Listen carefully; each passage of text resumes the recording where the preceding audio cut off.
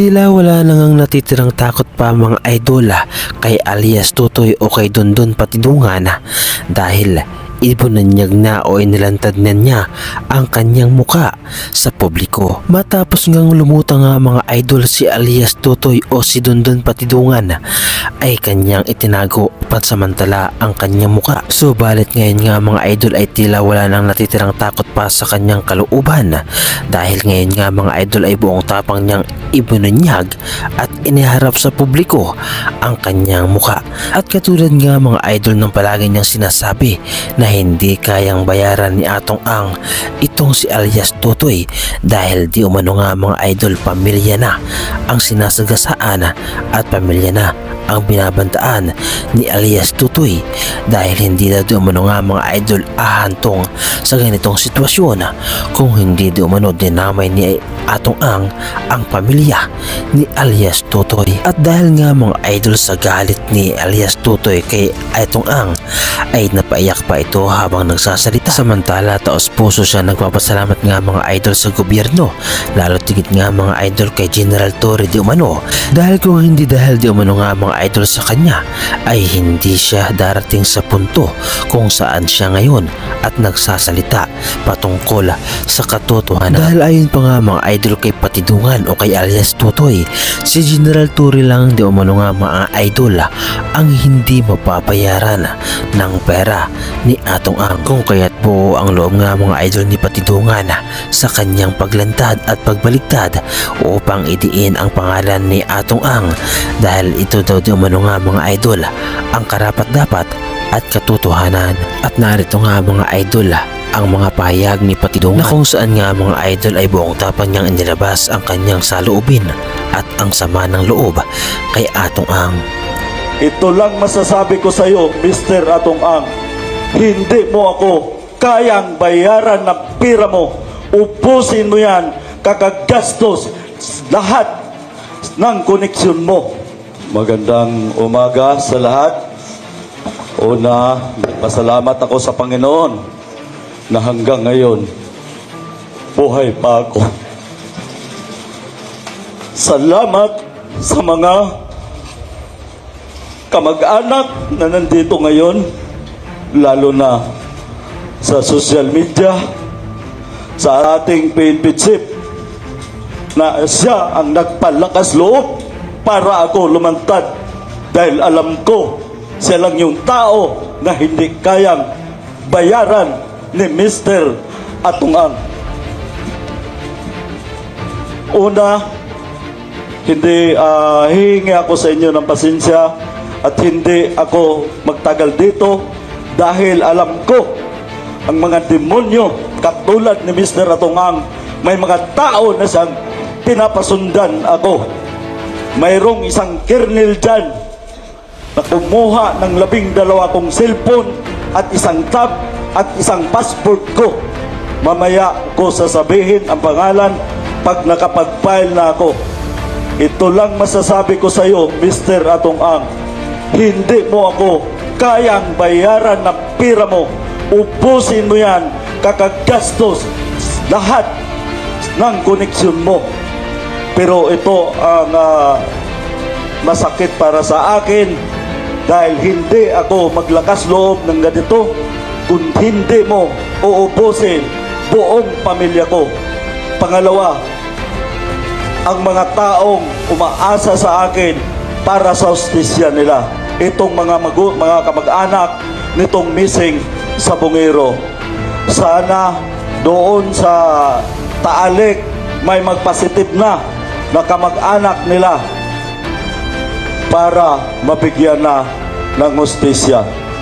Maraming salamat po at ulitin ko, magandang umaga sa inyong lahat. Katulad ng sinabi nyo, Nay, hanggang sa huli, hanggat hindi ako nila mapapatay, lalaban tayo.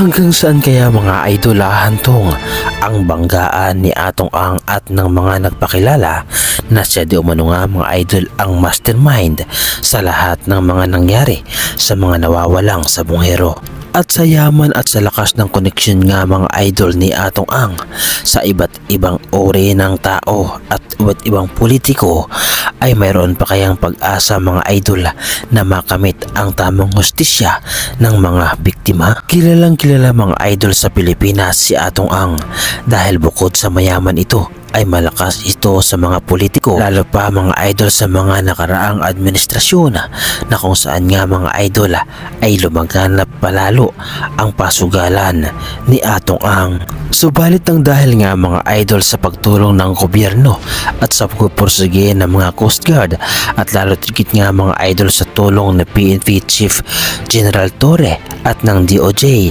ay mayroon pa kayang pagkakataon nga mga idol si Atong Ang at ang kanyang mga kasama na kung saan nga mga idol ay binabanggit ni alias Tutoy o ni Dondon Patidungan, at sa pagkakataon na ito nga mga idol ay makalusot pa kaya si Atong Ang at magamit pa kaya niya nga mga idol ang kanyang malakas na impluensya at magamit pa kaya niya nga mga idol ang kanyang malakas na koneksyon sa iba't ibang politiko, lalo pa ngayon nga mga idol na unti-unti nang bumibitiw ang mga kaalyado o mga kasama ni Atong Ang, lalo na nga mga idol si Arthur ni Kapunan na kung saan nga mga idol ay hinihinala na umalis na rin sa grupo ni Atong Ang. Nagbitiw na umano bilang legal counsel ni Charlie Atong Ang si Attorney Lorna Kapunan. Ang malaking katanungan ngayon nga mga idol ay kung bakit tuluyan nang nagbitiw itong si Attorney Kapunan bilang legal counsel ni Atong Ang, na kung saan nga mga idol nung una ay todo pagtanggol pa ito kay Atong Ang. Marahil nga mga idol sa laki ng kontrobersyal ni Atong Ang ay hindi na pa kinaya pa ni Attorney Kapunan na ipagtanggol ito. Samantala hindi rin nga mga idol napigilan ang kaanak ng nawawalang sabongero, lalo pa nga mga idol ang biktima di umano ay minor de edad pa at pawang 14 anyos lamang, ay nadamay din di umano sa naturang pagpatay sa mga nawawalang sabongero, at ang sinisisi niya nga mga idol ay walang iba kundi si Atong Ang. At narito nga mga idol ang kanyang mga banat kay Atong Ang. Magandang umaga po sa ating lahat, lalo po sa kasamahan ko sa Missing Sabongero. Magandang umaga po sa ating lahat. Ako po si Aurelio Panaligan from Quezon Province, Catanawan, Quezon. Pamangkin ko po ang nawawala dito at pinsan ko, yung mga bata po. Maison Ramos, 14 years old. John Paul De Luna, 17 years old nang nawala sila. Ako po ay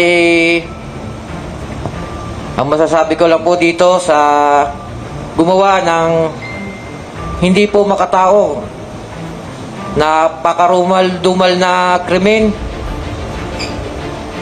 parang sobra pa sa demonyo.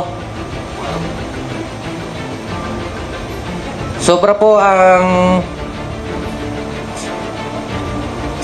ang galit namin sa ginawa nyo sa aming pamilya.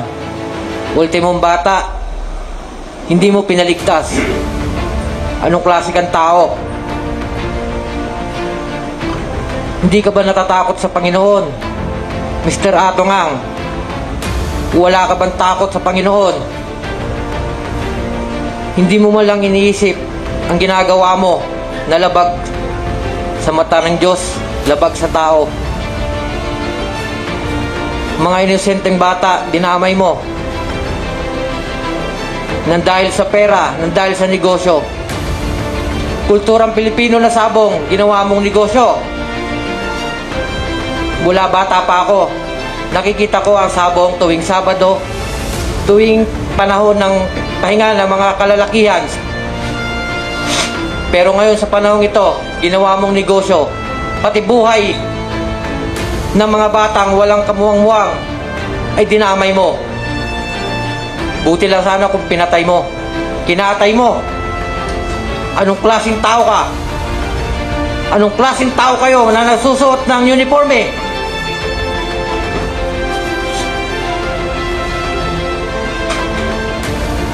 Kulang pa ang mga salitang binibitawan ko dito. Sobrang galit namin sa'yo. Ito ang matapang na mga pahayag nga mga idol ng kaanak ng mga biktima ng nawawalang sabongero na walang ibang hiling nga mga idol kundi ang katarungan at tamang hustisya para sa kanilang mga kaanak. Ano ang masasabi ninyo mga idol sa reaction video na ito? At ano ang masasabi ninyo sa paglitaw at pagbubunyag ng mukha ni alias Tutoy o ni Dondon Patidungan? Patunay kaya ito nga mga idol na ang lahat ng sinasabi ni alias Tutoy o ni Dondon Patidungan ay pawang katotohanan lamang at karapat dapat ba natin siyang paniwalaan? Ano ang masasabi ninyo mga idol patungkol dito? So paano mga idol, hanggang dito na lamang muli ang ating reaction video. At kung nagustuhan ninyo mga idol ang reaction video na ito, ay pahingi naman ako ng isang like, subscribe, at kung pwede ay pakapindot na rin ang ating notification bell button para updated pa kayo sa lahat ng ating mga reaction video na katulad nito. Maraming salamat mga idol.